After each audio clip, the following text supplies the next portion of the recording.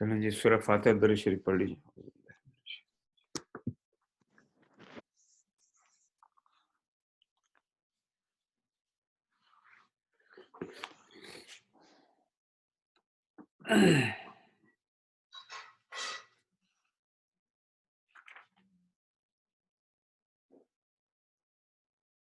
انشاءاللہ سورہ زمر ہے، آیت 53 سے 59 تک انشاءاللہ ہم اسٹڈی کریں گے اس کی۔ انشاءاللہ۔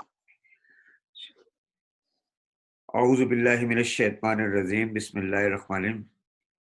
قل یا عبادی الذین اسرفوا علی انفسهم ولا تقنطوا من رحمت اللہ ان اللہ یغفر الذنوب جميعا انہ هو الغفور الرحیم وانیبوا الی ربکم واسلموا له من قبل ان یاتکم العذاب ثم لا تنصرون واتبعوا احسن ما انزل الیکم من ربکم من قبل ان یاتکم العذاب بغتة وانتم لا تشعرون ان تقولوا نفسا یا حسرت علی فرطت فی جنب اللہ وان کنت لمن الساخرین او تقولا او لو ان اللہ ہدانی لکنت من المتقین او تقولا حین تر العذاب لو انا لی کرۃ فاکون من المحسنین بلا قد جاءت کا آیاتی فکذبت بہا واستکبرت وکنت من الکافرین۔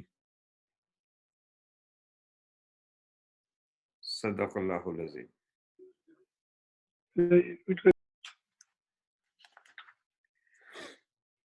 اے نبی صلی اللہ علیہ وسلم کہہ دو اے میرے بندو جنہوں نے اپنی جانوں پر زیادتی کی ہے، اللہ کی رحمت سے مایوس نہ ہو جاؤ، یقیناً اللہ سارے گناہ معاف کر دیتا ہے، وہ تو غفور الرحیم ہے۔ پلٹ آؤ اپنے رب کی طرف اور متی بن جاؤ اس کے قبل اس کے کہ تم پر عذاب آ جائے اور پر کہیں سے تمہیں مدد نہ مل سکے، اور پیروی اختیار کر لو اپنے رب کی بھیجی ہوئی کتاب کے بہترین پہلو کی، قبل اس کے کہ تم پر اچانک عذاب آ جائے اور تم کو خبر بھی نہ ہو۔ کہیں ایسا نہ ہو کہ بعد میں کوئی شخص کہے افسوس میری اس تقصیر پر جو میں نے اللہ کی جناب میں کرتا رہا، بلکہ میں تو الٹا مذاق اڑانے والوں میں شامل تھا، یا کہے کاش اللہ نے مجھے ہدایت بخشی ہوتی تو میں بھی متقیوں میں سے ہوتا، یا عذاب دیکھ کر کہے کاش مجھے ایک موقع اور مل جائے اور میں بھی نیک عمل کرنے والوں میں سے شامل ہو جاؤں، اور اس وقت اسے جواب ملے گا کیوں نہیں، میری آیات تیرے پاس آ چکی تھی پھر تو نے انہیں جھٹلایا اور تکبر کیا اور تو کافروں میں سے تھا۔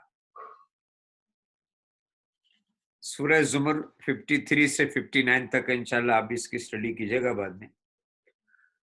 اب دیکھیں یہ اس کا جو بیک گراؤنڈ ہے تھوڑا سا، اب وہ کچھ یوں ہے کانٹیکس کے جب وہ لوگ سامنے آئے جنہیں یہ فکر تھی کہ یار ہم نے تو اتنے بڑے بڑے گناہ کیے ہیں کہ سوال ہی پیدا نہیں ہوتا کہ ہمیں معاف کیا جائے، تو وہ سخت پریشان تھے۔ تو اللہ تعالیٰ نے یہ آیت اتاری کہ اے نبی کہہ دو اے میرے بندو جنہوں نے اپنی جانوں پر زیادتی کی یا جن سے بڑے بڑے ظلم ہو گئے، بڑے بڑے گناہ ہو گئے، میری رحمت سے مایوس نہ ہو، میں سارے گناہ معاف کر دیتا ہوں۔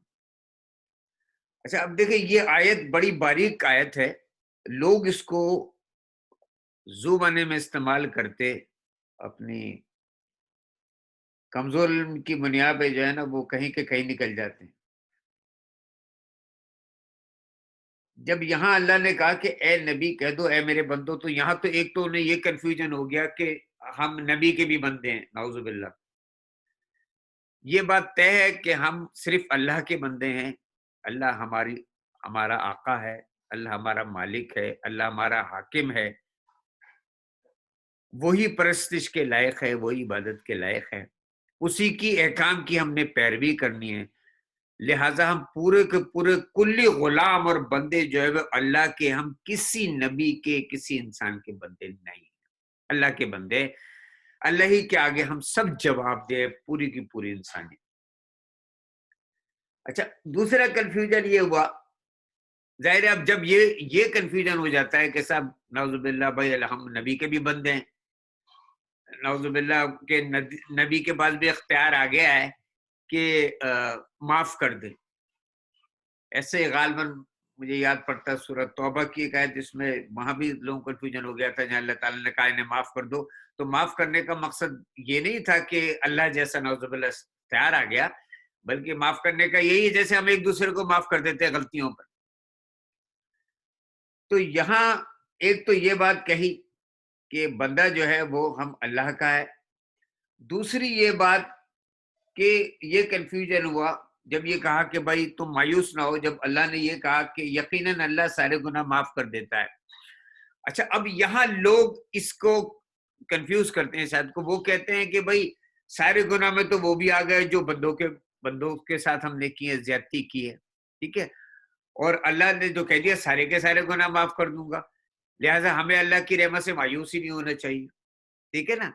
اس میں تو دو رائے نہیں ہے کہ ہمیں اللہ کی رحمت سے کسی بھی حالت میں مایوس نہیں ہونا چاہیے، لیکن ہمیں اس بات کو سمجھنا چاہیے اچھی طریقے سے کہ یہ پورا کلام پاک جو قانون اللہ تعالیٰ بتا رہا ہے، جو جگہ جگہ ذکر کر رہا ہے کہ دیکھو ان کے ساتھ کیا ہوا، میں نے ان کے ساتھ کیا سلوک کیا، انہوں نے کیا گناہ کیا، میں نے کس طریقے سے پکڑا تھا، یہ سارے موجود ہیں ہمارے پاس، پورا کلام یہ ثبوت موجود ہے، ٹھوس شواہد ہے، گدھے اور گھوڑے کو وہ برابر نہیں کرے گا، اور اگر ایسے وہ معاف کرے تو پھر سارے ہی اس کے بندے ہیں۔ اگر وہ اس طرح معاف کرنا چاہے رے کو تو سارے اٹھا کے معاف کر دے، سارے کافروں کو مسلمان کر دے، تو حساب کتاب تو آپ کا ہوگا، اس میں یہ بات طے ہے۔ یہاں یہ جو بات کہی گئی ہے کہ یقیناً اللہ سارے گناہ معاف کر دیتا ہے، یہ ہے ذرا باریکی سمجھ۔ دراصل یہاں اس وجہ سے کہہ گئی کہ لوگ سخت پریشان تھے۔ میں آپ کو ایک ایگزامپل دوں کہ ایک شخص آیا اور کہنے لگا یا رسول اللہ صلی اللہ علیہ وسلم، کیا اللہ تعالیٰ بڑا مہربان ہے؟ آپ نے کہا کیا اللہ بڑا غفور الرحیم ہے؟ کیا اللہ بڑے سے بڑا گناہ معاف کر دیتا ہے؟ کہ ہاں۔ کیا اللہ سارے گناہ معاف کر دیتا ہے؟ کہ ہاں اللہ سارے گناہ معاف کر دیتا ہے۔ اگر آپ نے کہا کہ بالکل معاف کر دیتا ہے، اللہ کے ہاتھ میں سب کچھ، اللہ مالک کل ہے، تو پھر اس نے اپنا واقعہ بیان کیا۔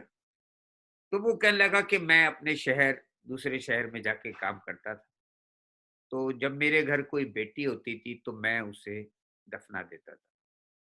ایک دفعہ ایسا ہوا کہ مجھے بہت دیر ہو گئی، پیچھے سے بیٹی ہو گئی، اور صلی اللہ علیہ وسلم وہ ہو گئی، بڑی وہ ہو گئی، سیانی۔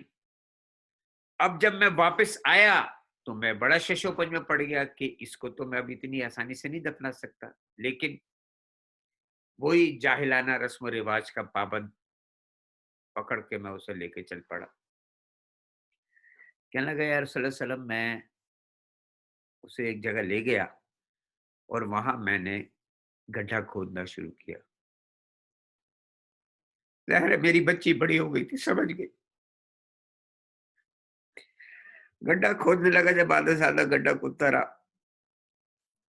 تو کہنے لگی بابا میں تجھ سے کھانے کو نہیں مانگوں گی، مجھے مت دفنا، میں کچھ نہیں مانگوں گی، نہ تعلیم نہ کپڑا، کچھ تجھ سے نہیں مانگوں گی، بابا مجھے نہیں دفنا۔ یا صلی اللہ علیہ وسلم وہ کہتی رہی، میں نے اس کی ایک نہ سنی، میں نے اس کو دفن کر دیا۔ نبی کریم صلی اللہ علیہ وسلم کا پورا چہرہ آنسو سے بھر گیا۔ کہنے لگا یا رسول اللہ صلی اللہ علیہ وسلم، یہ گناہ کیسے اللہ مجھے معاف کرے گا؟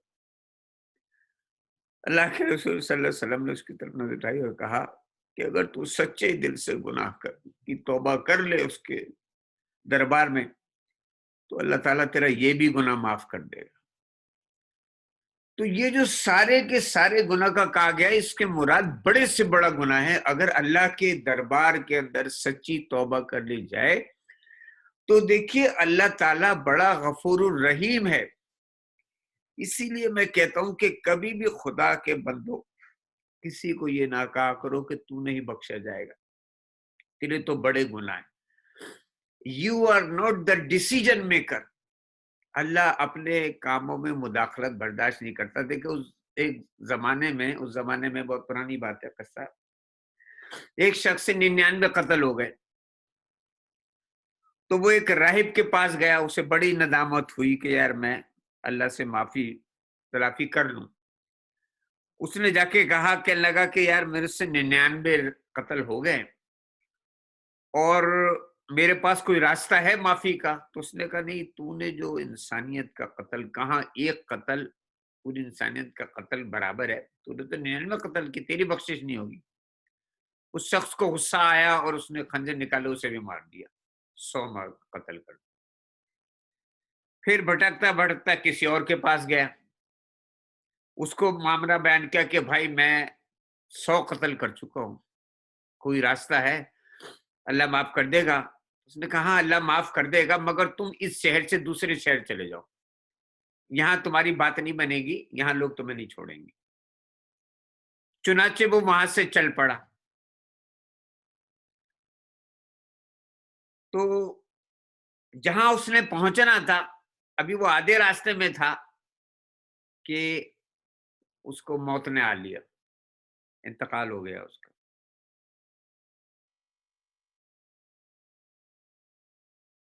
تو اللہ تعالیٰ نے فرشتے بھیجے, بدی کا بھی آیا اور نیکی کا بھی. تو بدی کا فرشتہ جو تھا وہ کہنے لگا میں اسے لے کے جاؤں گا, نیکی کرنے لگا میں لے کے جاؤں گا. تو اللہ تعالیٰ نے کہا کہ زمین ناپو, ادھر کا فاصلہ زیادہ یا ادھر کا.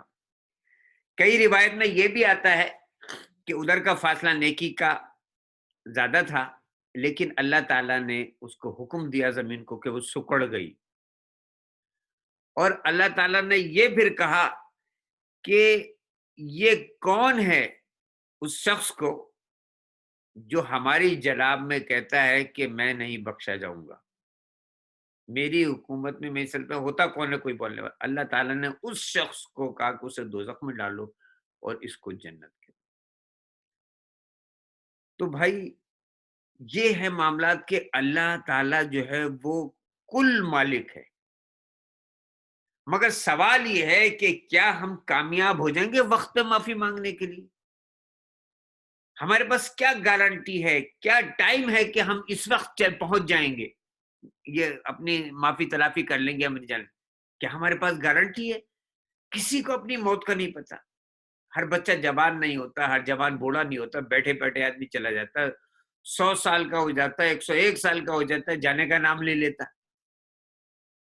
تو اللہ تعالیٰ نے یہ وقت تو کسی کو بتایا ہی نہیں. تو اب دیکھیے آگے جو صورتحال ہے وہ اسی قسم کی ہے. وہ غفور الرحیم میں پلٹ آؤ اپنے رب کی طرف اور متی بن جاؤ, اس کے قبل کے تم پر عذاب آ جائے اور پھر کہیں تم سے نہ مل سکے. یہاں پھر اللہ تعالیٰ کہہ رہے ہیں کہ تم پلٹ آؤ, فوراً پلٹ آؤ, اس سے پہلے کہ تمہارے پر عذاب آ جائے اور پھر تمہارے پر مت.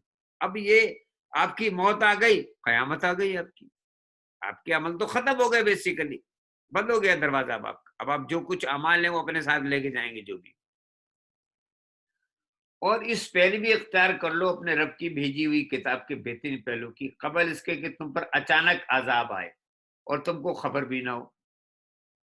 اب آپ دیکھیے ہم آثار ڈھونڈ رہے ہیں, اچھا اب یہ ہوگا, ہو سکتا ہے اب یہ عذاب بڑھ جائے. اللہ تعالیٰ تو کہہ رہے اچانک عذاب آ جائے گا, خبر بھی نہیں ہوگی بیسیکلی. اس وقت ہمارے اوپر اگر آپ دیکھیں حضرت لوط علیہ السلام کی بدفعلی جو وہ کرتے تھے, برائیاں موجود. حضرت شعیب علیہ السلام کی جو وہ ناپ تول میں گڑبڑ کرتے تھے, برائی موجود. عاد اور ثمود قوم کی جن میں بڑا تکبر تھا کہ ہم تو بڑے اونچے اونچے قد کے ہیں, ایک کہتا تھا یہ لمبے قد کے, ایسا اللہ نے آباد چلائی, سر اڑا دیے. ایک وہ بڑے بڑے قدامت پسند بلڈنگیں بنائی ہوئی تھی انہوں نے, سب برباد کرے. جو برائیاں اب اگر پچھلے زمانے میں دیکھیں تو ہم دیکھیں گے کہ ہمارے معاشرے میں آپ کو کہیں نہ کہیں ملے گی. یہ تو آپ سمجھ لیجئے کہ نبی کریم صلاۃ والسلام کا, میں ایڈ کر لوں,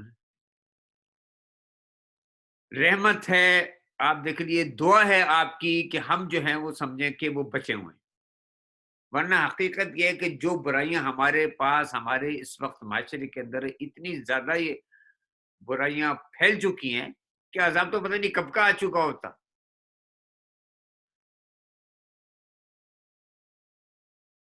کہیں ایسا نہ ہو کہ بعد میں کوئی شخص کے افسوس میری اس تقصیر پر جو میں اللہ کی جناب میں کرتا رہا، بلکہ میں تو الٹا مذاق اڑانے میں شامل تھا. کاش اللہ نے مجھے ہدایت بخشی ہوتی تو میں متقیوں میں سے ہوتا. یا عذاب دیکھ کر کہ کاش مجھے ایک اور موقع مل جائے اور میں بھی نیک عمل کرنے والوں میں سے ہو جاؤں. اب دیکھیے اس وقت جو آپ سمجھ لیں کہ اللہ کی رحمت ہے ہمارے اوپر، آپ سمجھ لیں کہ ہمیں یہ عذاب نظر آ رہا ہے، مگر ابھی تک الحمدللہ ہم اس عذاب کی لپیٹ میں نہیں آئے ہیں ہم ذاتی طور پہ. تو ہمارے پاس موقع ہے، وقت ہے.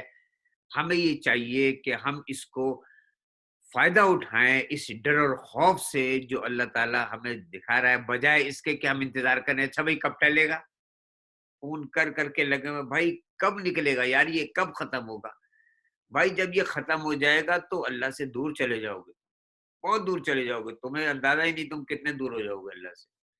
اس وقت اس ڈر اور خوف سے فائدہ اٹھا لو، اس کے کلام کو اٹھا لو، پڑھو، اللہ سے توبہ استغفار کرو، اور اپنی جو نجی معاملات ہیں، معاشرتی معاملات، آپ کے کاروباری معاملات، کوئی حقوق کے لحاظ سے، کوئی لین دینے کے لحاظ سے، قرض و سود کے لحاظ سے، وہ ساری چیزوں کو ٹھیک کرے آپ اور اللہ سے دعا مانگتا رہے.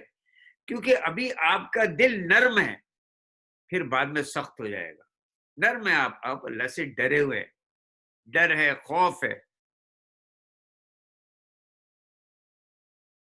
کاش مجھے ایک موقع اور مل جائے اور میں بھی نیک عمل کرنے والوں میں شامل ہو جاؤں. اس وقت اسے جواب ملے گا کیوں نہیں، میری آیت تیرے پاس آ چکی تھی، پھر تو نے اسے جھٹلایا اور تکبر کیا اور تو کافروں کے ساتھ. پھر اللہ تعالیٰ جو ہے وہ سنے گا نہیں ہماری، کہ میں نے تیرے پاس کلام پاک بھیج دی تھی، حجت تمام کر دی تھی، مگر تو کیا کافروں میں سے تھا، تو نے سنے نہیں، میری آیتوں کو جھٹلایا. یہ جھٹلانا کیا ہوتا ہے؟ جب آپ عمل نہیں کرتے تو آپ مانتے نہیں نا اس بات کو. مانتے کیسے؟ اسی لیے نہیں مانتے بیسیکلی آپ. تو یہ جو بھی طوفان ہے، جو بھی وہ ہے، وہ اچانک آئے گا، ہمیں پتہ بھی نہیں چلے گا بیسیکلی جتنا بھی. تو ہمیں اس سے پہلے کہ کوئی بہت بڑا طوفان ہمارے گھروں تک آ جائے، ہماری زندگیوں تک آ جائے، اور پھر ہمارے پاس سوائے افسوس ہاتھ ملنے کے کوئی موقع نہ رہے، ہمیں چاہیے کہ ہم اس کو فائدہ اٹھا لیں. میں حتی الامکان کوشش کر رہا ہوں اپنی سی جو بھی میرا تھوڑا بہت علم ہے یا جو میں علماء کرام سے ڈسکس کر کے انتہائی احتیاط کے دائرے کے اندر میں چھوٹے چھوٹے کلپس بنا کے بھیج رہا ہوں. ظاہر ہے نہ میں کوئی اتنا بڑا وہ ہوں تو، لیکن میں اپنی طور پہ کوشش کر رہا ہوں کہ آپ اس کو پڑھیں، اس کو سمجھیں، اور اس کو خدا کے واسطے کم از کم 3 دفعہ سنیں. اس لیے میں 4-5 کا کوشش کرتا ہوں، کبھی کبھی 10-15 منٹ کا ہو جاتا ہے کلپ تو میں بھیجوں، تاکہ آپ اس کو پہلی دفعہ سنیں گے تو پچھلی لائنیں نکل جائیں گی، دوبارہ سنیں گی تو پچھلی لائنیں آپ کی بیٹھیں گی. جب دوبارہ آپ سنیں گے تو انشاءاللہ آپ کا جو تدبر کا وہ خلیہ ہے وہ پھر کام کرے گا آپ کا. پھر آپ سوچیں گے، سوچ بچار کریں گے. جب آپ سوچ بچار کریں گے تو آپ کا بھی دل چاہے گا اس کو پڑھیں، کھولیں، سمجھیں. پھر آپ اللہ سے ہدایت کی دعا کریں گے کہ اللہ تعالیٰ میرا دل لگا دے، اللہ میرا ہاتھ پکڑ لے، اللہ مجھے ہدایت دے دے. تو پھر چیزیں ایک دفعہ آ جائیں گی. پھر یہ کلام ایسا ہے جو آپ کو بظاہر ترتیب میں نظر نہیں آتا، لیکن اس کی کیلکولیشن، اس کی ترتیب کمال کی. بڑے بڑے میتھمیٹیشین حیران ہو جاتے ہیں ان کی کیلکولیشن دیکھ کے، جو آیتوں کی، جو نقطوں کی، جو زیر زبر جس سے ملٹیپلائی ہو کے آتی ہیں، تو وہ حیران ہو جاتے ہیں. اتنی زبردست کتاب ہے یہ آپ اللہ کی کہ اس کے اندر آپ کو سائنس بھی ملے گی، ریاضی بھی ملے گی، اس میں فلسفہ بھی ملے گا، اس میں منطق بھی ملے گی، آپ کا مسائل کا حل بھی ملے گا، اس میں شفا بھی ملے گی، سب کچھ اس میں. اور ایک اور عجیب بات بتاؤں، آپ اگر میڈیسن سائنس کی لائبریری میں چلے جائیں تو اتنی موٹی موٹی آپ کو میڈیسن کی کتاب ملے گی جو ایک ایک ٹاپک ملے گی. اللہ تعالیٰ نے اپنے کلام کے اندر جو سارا کا سارا علم جو ہے نا، وہ بڑے بڑے دریا میں کوزا تو میں کہہ ہی نہیں سکتا کہ اللہ کا علم کوئی نہیں. اللہ کا علم تو بہت واضح، بہت بڑا ہے، بہت وسیع. پتہ نہیں کتنے کائنات کے سمندر ہوں گے جو اس میں سما سکتے ہیں ایک کتاب کے اندر، ایک ہی کتاب کے اندر. یہ اس کا کمال ہے. آپ اس علم تک پہنچ نہیں سکتے. آپ اللہ کو نہ سمجھنے کی کوشش کیجیے گا نہ آپ سمجھ سکتے ہیں. آپ تو صرف اللہ کی صفات پہ تدبر کریں کہ اللہ ہمارے لیے کیا کیا کر سکتا ہے. یہ جو کتاب اس نے دی ہے ہمارے لیے، ہم اس سے کیسے فائدہ اٹھا سکتے ہیں. تو آپ یقین کیجئے، آپ میری بات کا یقین نہ کیجئے، انشاءاللہ جب اللہ تعالیٰ آپ کو ہدایت دے، آپ صرف الف لام میم سے لے کے مفلحون تک پڑھیں تو آپ یقین کیجئے کئی دفعہ پڑھیں تو آپ حیران رہ جائیں گے. ہر دفعہ آپ کو ایک نئی چیز ملے گی. وہ 6-7 شرائط جو اللہ تعالیٰ نے بتائی ہیں کہ کون لوگ ہیں جو فلاح پانے والے ہیں. دیکھیے، جب آپ سورہ فاتح پڑھتے ہیں جو کہ لازمی ہے ہر رکعت کے اندر پڑھنا، اس کے بغیر نماز نہیں آتی، تو آپ خود کہتے ہیں اللہ تعالیٰ سے کہ اللہ ہم تیری عبادت کرتے ہیں، ہم تجھی سے مانگتے ہیں، لہٰذا اہدنا الصراط المستقیم، ہمیں سیدھا راستہ دکھا.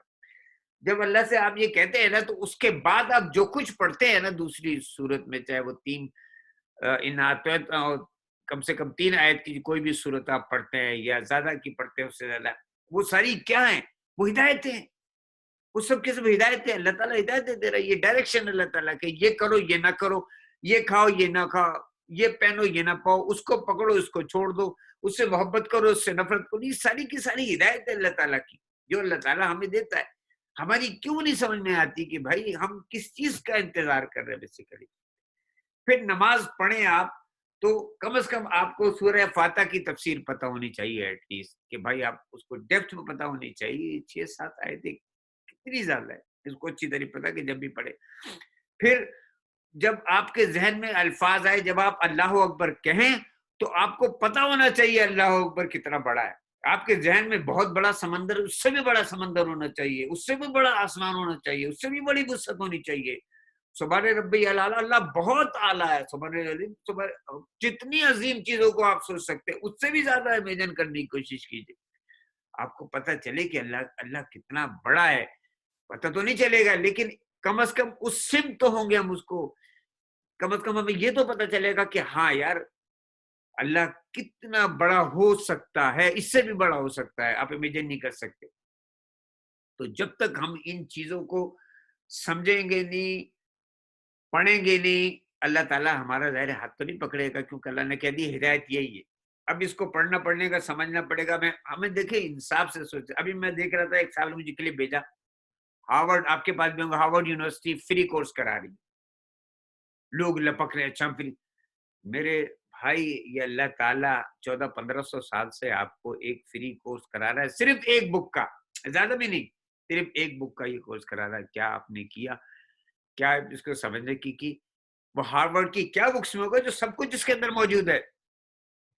آج ہمارے موٹیویٹر جو بیٹھے ہوئے ہیں وہ سارے فلاں انگریز کی مثال دیتے ہیں، فلاں انگریز کا فلاں انگریز کا، اور آپ تدبر کریں تو پتہ چلے گا ساری چیزیں حدیثیں میں مل رہی ہیں، قرآن سے مل رہی ہیں. پتہ چلا جی وہ بھی کھولتے ہیں، وہ بھی اس کو پڑھا کرتے. لیکن یہاں نہیں آ رہا، بجائے اس کے کہ ہم نبی صلی اللہ علیہ وسلم کو کریڈٹ دے، اللہ کے شکر گزار بنے، نبی کے شکر گزار بنے، سمجھے. ہم ادھر بیٹھے ہوتے کیونکہ ہم نے پڑھا ہوا نہیں، سمجھ میں نہیں آیا. ہمارا مسئلہ یہی ہے. اب آپ میں اور پھر مولوی میں اور سادھو میں آپ نے کیا فرق رکھا کہ وہ یہ سادھو کا کام ہے، یہ مولوی کا کام ہے، ہمارا کام نہیں ہے. نہیں، یہ ہدایت ہر ایک کو خود اپنی انڈیویجول انفرادی کوشش کرنے سے لینی ہے. اللہ سے بات کرنی ہے، لینی پڑے گی اس طریقے سے، ایسے نہیں ملے گی. ایک چھوٹا سا اور اسی اس میں ہے کہ سارے گناہ معاف کر دیتا ہے، جو میں نے پہلے بھی ڈسکس کر دیا. لوگ کو یہ کنفیوژن ہے کہ حقوق العباد بھی معاف ہو جاتے ہیں. ایسا ہرگز نہیں ہے. دیکھیے جب کوئی شخص قتل کرتا ہے تو اس کا جو بدلہ ہوتا ہے وہ یہ کہ اسے بھی قتل کیا جائے. لیکن اگر کسی کو اتھارٹی دی ہے تو اسی کے جو وارثین ہیں اسی کو اللہ تعالیٰ نے دی ہے، اور قصاص لے کے وہ جو ہے وہ معاف کر دے اسی کے. تو اسی طرح جس کے ساتھ آپ نے زیادتی کی ہے اسی سے آپ کو معافی تلافی جو ہے وہ کرنی پڑے گی، وہیں سے آپ کو چھٹکارا ملے گا. خانہ کعبہ کے گرد چکر لگانے سے لوگوں کو دیے ہوئے چکر کبھی ختم نہیں ہوں گے. یہ ہم سے تعلق کرنا پڑے گا. اور آخری بات اسی حوالے سے کہ بھائی ہم نے دیکھ لیا اللہ سارے کے سارے گناہ معاف کر دے گا، توبہ قبول کر لے گا، لیکن کون پکڑے گا؟ بندہ بندے کو پکڑے گا، اور کبھی بھی نہ سوچئے گا کہ وہ آپ کو معاف کر دے گا، کچھ بھی نہیں، مطلب نہ دینے کے لیے ہوگا نہ لینے کے، سوائے نیکی اور بدی۔ حدیث اٹھا کے دیکھ لیے، نیکیاں آپ کی جاتی رہیں گی، برابر نہیں ہوگا بندہ تو اس کے گناہ آنا شروع ہو جائے گی۔ پتہ چلا کہ آپ چلے گئے ادھر، وہ چلا گیا ادھر، جہاں اسے جانا تھا اس ڈائریکشن میں، دوزخ کی وہ جنت میں چلا گیا اور آپ دوزخ کی نعوذ باللہ چلے گئے۔ تو یہ چیزوں کا خیال رکھیے کہ بندوں حقوق العباد بہت بڑی اہمیت کے حامل ہیں، اور آپ اس بات سے اندازہ کر لیجئے کہ اللہ تعالیٰ نے جب کلام پاک میں کہا کہ میں نے پیدا کیا ہے، کیوں کیا، تو وہاں یہ کہا کہ وَمَا خَلَقْتُ الْجِنَّ وَالْإِنسَ إِلَّا لِيَعْبُدُونِ، میں نے اپنے اور انسانوں کو اپنے بندوں کو اس لیے پیدا کیا تاکہ وہ میری عبادت کر سکے۔ یہ عبادت کا بھی مطلب ہمیں اچھی طرح سمجھ لینا چاہیے۔ ہر وقت ہم نماز نہیں پڑھتے اور اللہ کہہ رہے ہر وقت عبادت کرے، ہر وقت روزے نہیں رکھتے، ہر وقت حج نہیں کرتے، ہر وقت زکوٰۃ نہیں دے ہوتے۔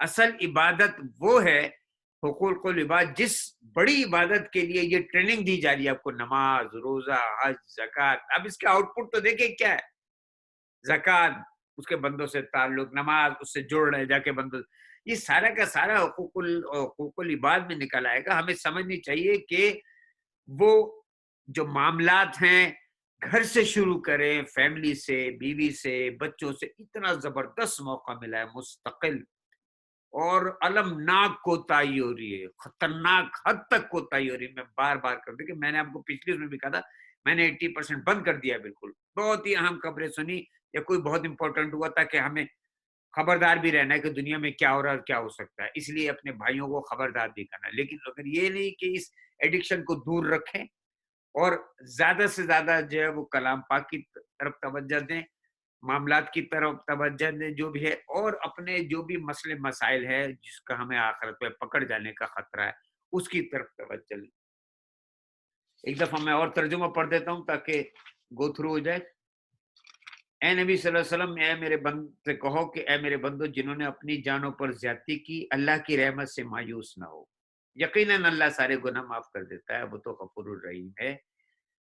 پلٹ آؤ اپنے رب کی طرف اور متی بن جاؤ اس کے قبل اس کے کہ تم پر عذاب آ جائے اور پھر کہیں سے تمہیں مدد نہ مل سکے، اور پیروی اختیار کر لو اپنے رب کی بھیجی ہوئی کتاب کے بہترین پہلو کی قبل اس کے کہ تم پر اچانک عذاب آئے اور تم کو خبر بھی رہو، کہیں ایسا نہ ہو کہ بعد میں کوئی شخص کہے افسوس میری اس تقصیر پر جو میں اللہ کی جناب میں کرتا رہا، بلکہ میں تو الٹا مذاق اڑانے والوں میں شامل تھا، یا کہے کاش اللہ نے مجھے ہدایت بخشی ہوتی تو میں بھی متقیوں میں سے ہوتا، یا عذاب دیکھ کر کہے کاش مجھے ایک موقع اور مل جائے اور میں بھی نیک عمل کرنے والوں میں شامل ہو جاؤں، اور اس وقت اس سے جواب ملے گا کیوں نہیں میری آیت تیرے پاس آ چکی تھی، پھر تو نے انہیں جھٹلایا اور تکبر کیا اور تو کافروں میں سے تھا۔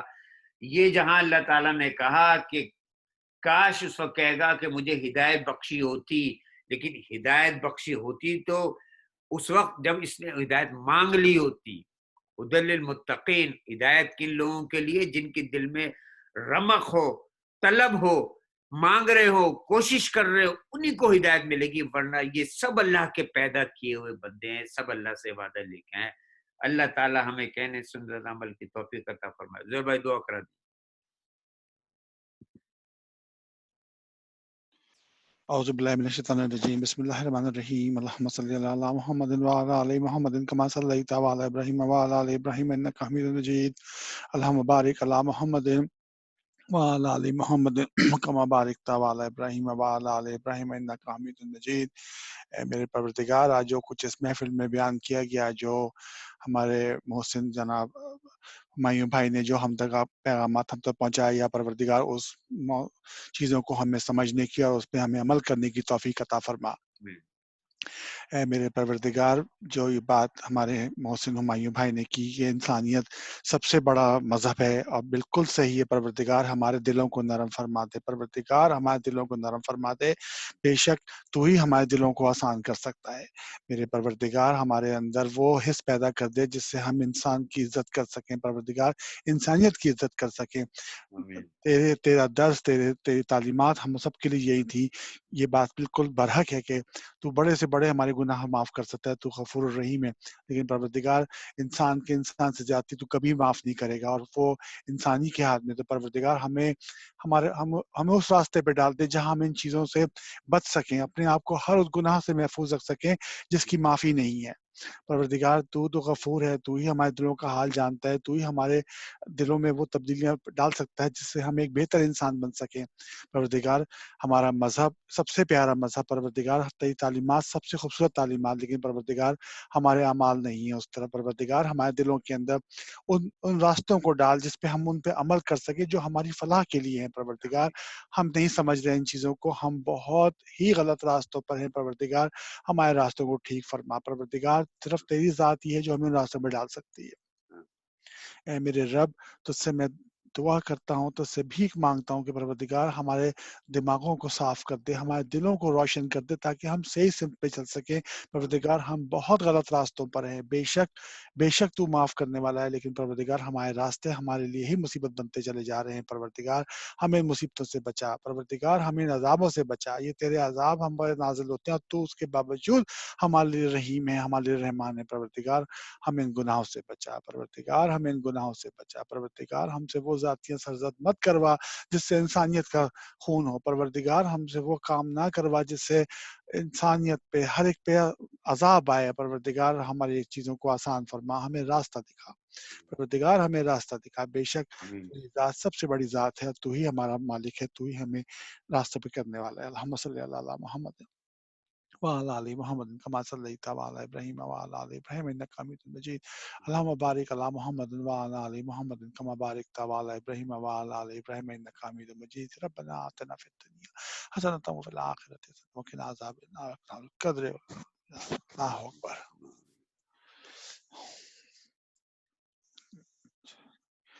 اور سب کا کیا حال ہے؟ سب کیسے ہیں؟ ٹھیک ہے، آپ بتائیے.